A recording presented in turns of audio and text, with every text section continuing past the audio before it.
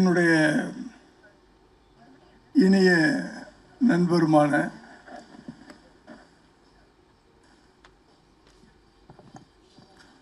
Captain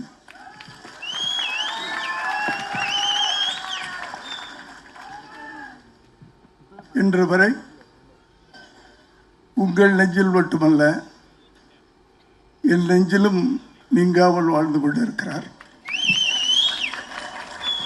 அவருக்கு முதலில் என்னுடைய வணக்கத்தை தெரிவித்துக் கொள்கிறேன்.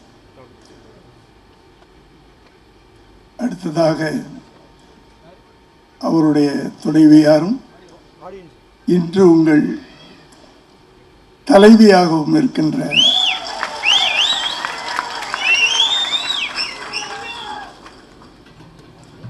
அன்புக்குரிய சகோதரி பிரேமலதா ஜெயகாந்த் அவர்களுக்கும்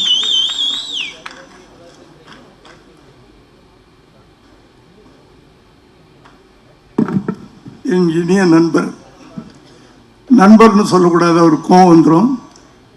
ஏன்னா நான் இன்னும் 25 வயசு தான் அப்படின்னு சொல்லிக்கிட்டே இருப்பார்.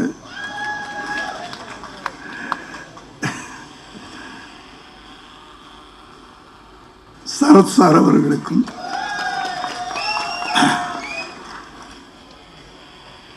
மற்றும்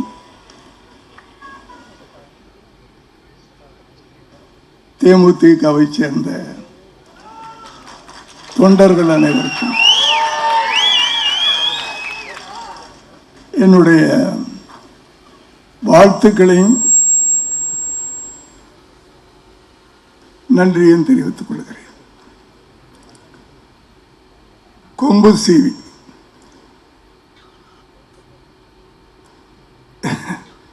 பொன்ராம் அவர்கள் இயக்கியிருக்கிறார்.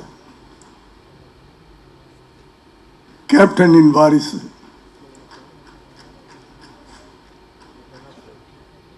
பாண்டியன், சண்முக பாண்டியன்,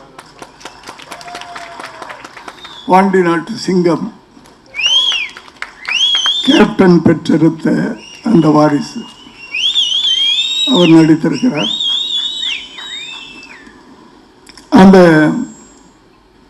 இந்த போஸ்டர் பார்த்தாவே ஒரு எனர்ஜியா இருக்கு.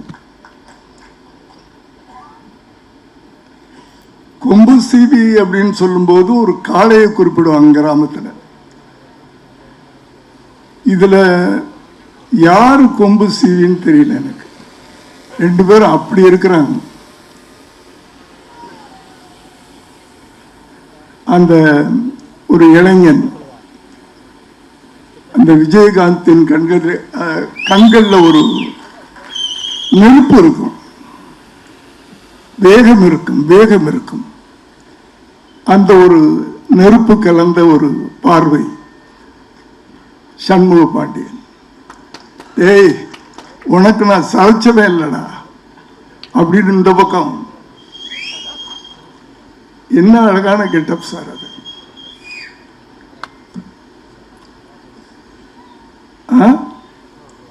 நம்ம சொல்லுவாங்க வயசானாலும் நான் கொம்பு சீவன சிங்கம்ல அப்படின்ட்டு. கொம்பு சீவன காலடா அப்படியே அந்த போஸ்டரே இந்த படத்தோடைய வீரத்தை காட்டுகிறது. அந்த டைட்டில் பார்த்தீங்கன்னா நம்ம தமிழ்நாட்டுடைய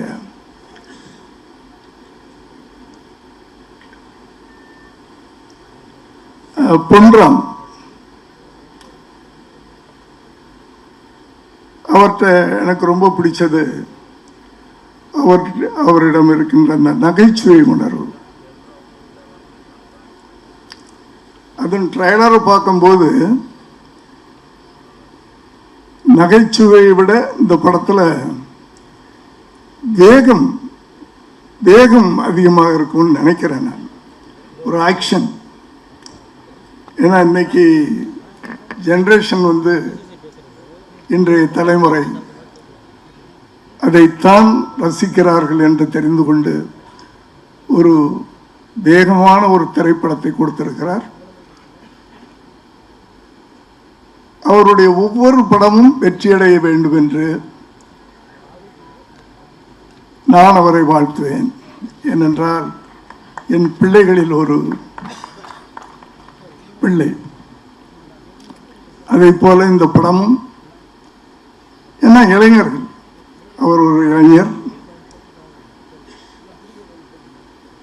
ஹீரோ ஒரு இளைஞர், அவரோடு போட்டி போட்டு நடித்துக் கொண்டிருக்கின்ற சரத் சார் ஒரு இளைஞர். தன் கையை தூக்கிட்டார். என்ன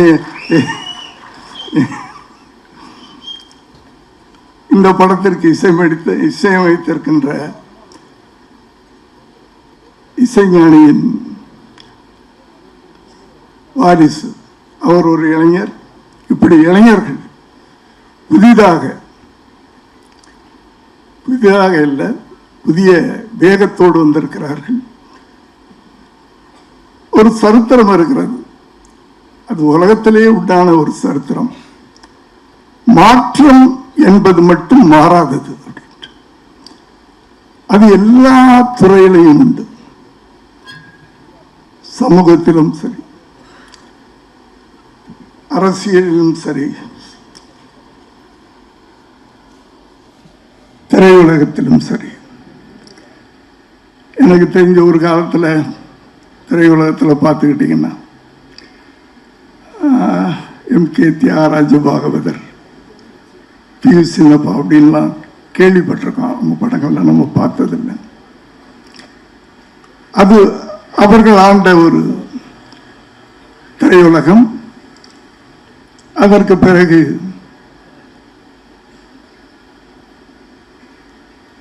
எம்ஜிஆர், சிவாஜி, இந்த அடுத்த தலைமுறைக்கு மாறிக்கொண்டு வந்தது. அதற்கு பிறகு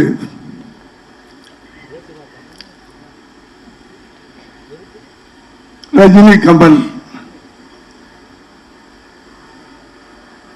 அதற்கு பிறகு இன்றைய சூப்பர் ஸ்டார்கள், இப்படி இந்த மாற்றங்களை யாராலும் மாற்ற முடியாது. அது காலத்தின் கட்டாயம். ஆகவே இந்த மாற்றத்துக்குரிய இளைஞர்கள் வெற்றி பெற வேண்டும். ஏனென்றால் இந்த இளைஞர்களும் சரி, தமிழ்நாட்டில் இருக்கின்ற மக்களும் சரி, ஒரு மாற்றத்தை விரும்பிக் கொண்டிருக்கிறார்கள். அந்த மாற்றம் இந்த திரைப்படத்திலும் நிகழ வேண்டும் என்று வாழ்த்தி விடைபெறுகிறேன். நன்றி, வணக்கம்.